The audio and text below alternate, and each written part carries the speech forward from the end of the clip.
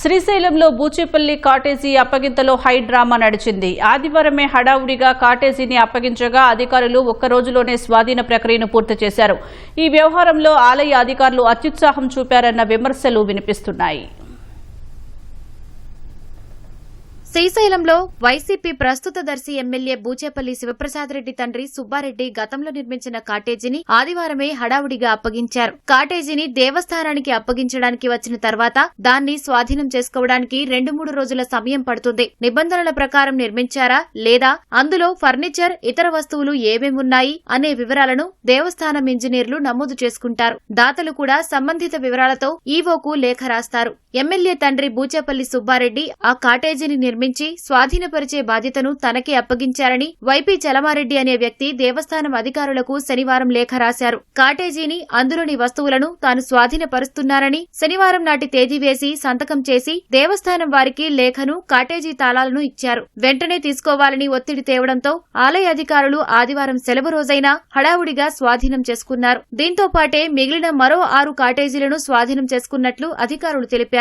మరోవైపు తాము కాటేజీని గతంలోనే అప్పగించామని చెబుతూ ఎమ్మెల్యే శివప్రసాద్ రెడ్డి వీడియో విడుదల చేశారు. గత ఏడాది ప్రధాని వచ్చినప్పుడు గత మహాశివరాత్రి వేడుకల సమయంలోనూ దేవస్థానం కమిటీ దగ్గరే తాళాలు ఉన్నాయని వివరించారు. కానీ అధికారికంగా స్వాధీనం చేస్తే ఆ కాటేజీ అద్దెను అధికారులు నిర్ణయించి భక్తులకు కేటాయించే జాబితాలో చేర్చాలి. ఆన్లైన్లో బుక్ చేసుకోవడానికి అందుబాటులో ఉంచాలి. బూచేపల్లి నిలయం కాటేజీకి ఇంతవరకు ఆయా ప్రక్రియలేవీ పూర్తి చేయలేదు. దేవస్థానానికి నష్టం వస్తున్న నేపథ్యంలోనే తాము నోటీసులిచ్చామని ఉన్నతాధికారులు పేర్కొంటున్నారు.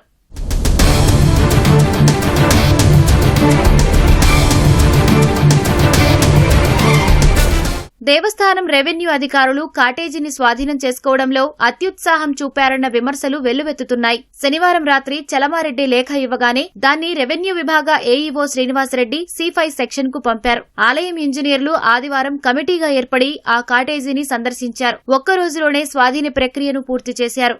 గతంలోనే దేవస్థానానికి కాటేజీని అప్పగించారని ఎమ్మెల్యే చెప్పిన దాంట్లో వాస్తవం లేదని శ్రీశైలం పాలక మండలి సభ్యుడు బోడేపల్లి వెంకట సుబ్బారావు స్పష్టం చేశారు. 3 ఏళ్లుగా కాటేజీని సొంతానికి వాడుకున్నందుకు దానికి వచ్చిన ఆదాయాన్ని దేవస్థానానికి చెల్లించాలని డిమాండ్ చేశారు.